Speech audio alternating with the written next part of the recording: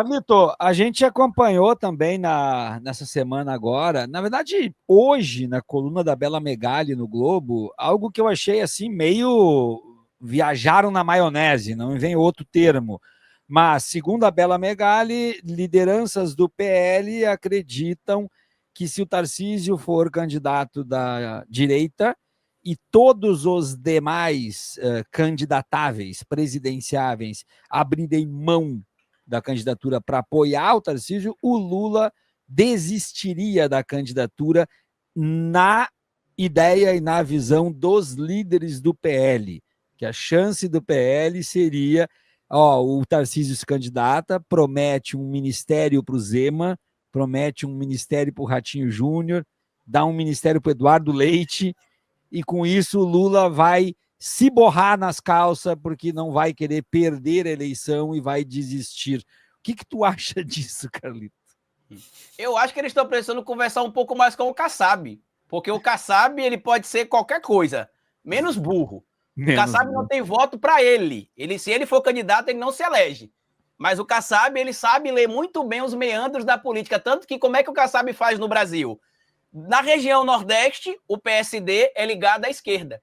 Na região Sul e Sudeste, o PSD é ligado à direita. Por quê? Porque é estratégico. Ele sabe a força que a esquerda tem no Nordeste, que o presidente Lula tem no Nordeste. Então, é esse ponto. Agora, eu queria fazer só duas observações importantes aqui. Primeira, em 2018, só tinha praticamente Bolsonaro para concorrer. Mas para ele ganhar a eleição, o Moro teve de mandar prender o Lula. Primeiro ponto. E segundo, que eu acho que isso aqui é factível totalmente. Se vocês pegarem as pesquisas de novembro do ano passado para cá, Lula, porque assim, parece que na esquerda só tem Lula, não apresentam nenhum outro, nem o Haddad, eles estão citando mais na pesquisa. Eu não sei se vocês observaram, e eu vou explicar o porquê que eles não citam mais o Haddad.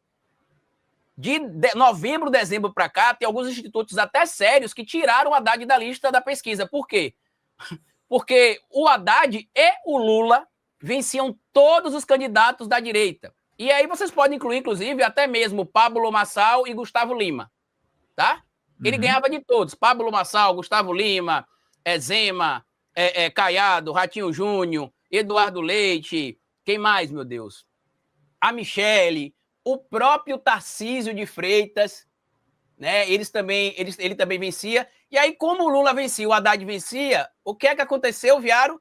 Tira o Haddad da pesquisa. Por quê? Porque senão o povo pode enxergar Haddad como uma possibilidade de sucessão do Lula. Então, não, vamos tirar o Haddad, vamos citar só o Lula. Tanto que até hoje, Pedro e Viário, é assim. É a pesquisa Lula, parece aquele time de futebol que a gente via antigamente, né? Que tinha os amistosos de jogadores brasileiros, Viário, que eram tão bons, aí juntava jogadores brasileiros contra o resto do mundo. Então tá mais ou menos assim, Lula contra o resto do mundo. É isso que tá acontecendo, mas não vai rolar. E vou dizer mais, tá? Lembra que eu participei aqui um tempo atrás, eu não lembro qual foi a live, né? Que eu participei aqui de várias lives já. Mas alguém falou sobre a desaprovação do Lula, que a desaprovação estava alta e tudo mais, e que isso poderia impactar a eleição. E eu expliquei, gente, desaprovação não quer dizer conversão de voto à oposição. Por quê? Tem gente que estava desaprovando o Lula porque queria um discurso mais radical. A tendência, se esta linha de análise que eu fiz estiver correta, é que na próxima pesquisa ele tenha uma queda na rejeição, justamente porque algumas pessoas que queriam Lula mais à esquerda, digamos assim, vão falar, não, é esse discurso que eu quero que ele comece a adotar. Então eu votaria nele. Mas sabe quem é que vai desistir, Viário? Escreva o que eu vou te dizer.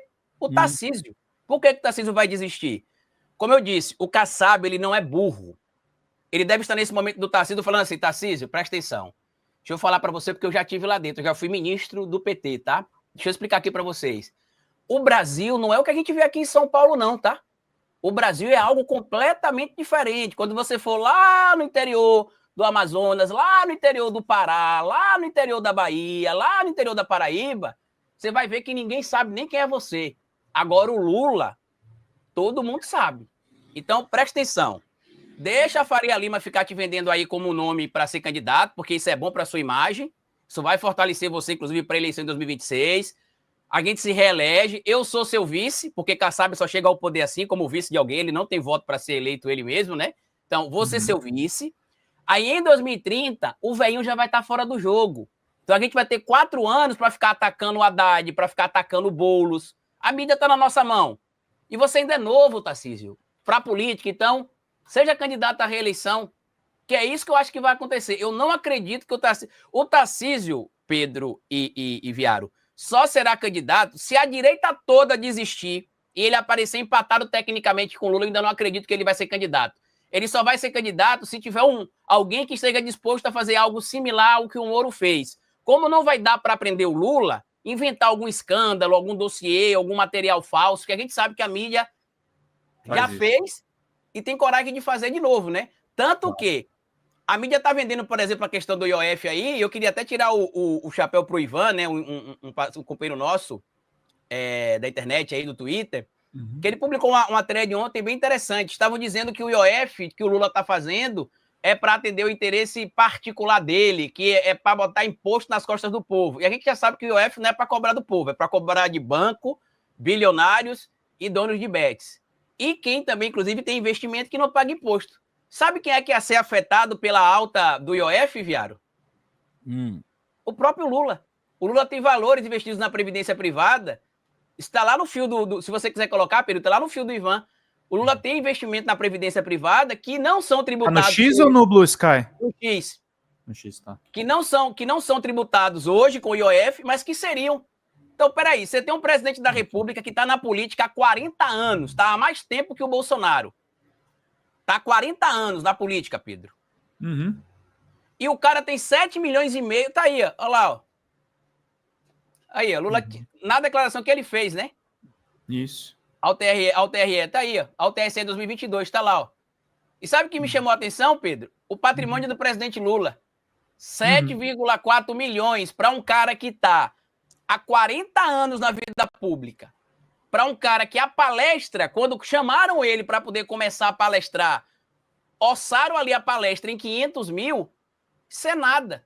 Se vocês observarem, ele não tem 54 imóveis, ele não tem mansão em condomínio fechado. A casa, inclusive, que ele passou a morar em São Paulo há pouco tempo atrás, por causa na eleição de 2022, é uma casa alugada. Sim. O Lula tem o mesmo apartamento lá em São Bernardo, Pedro. Agora o Bolsonaro tem filho com mansão dentro de um condomínio de luxo, que é o Vivendas da Barra. Tem filho com mansão em Brasília, na região luxuosa. Tem filho vivendo fora do Brasil, às custas do povo brasileiro. É isso que precisa ser explorado.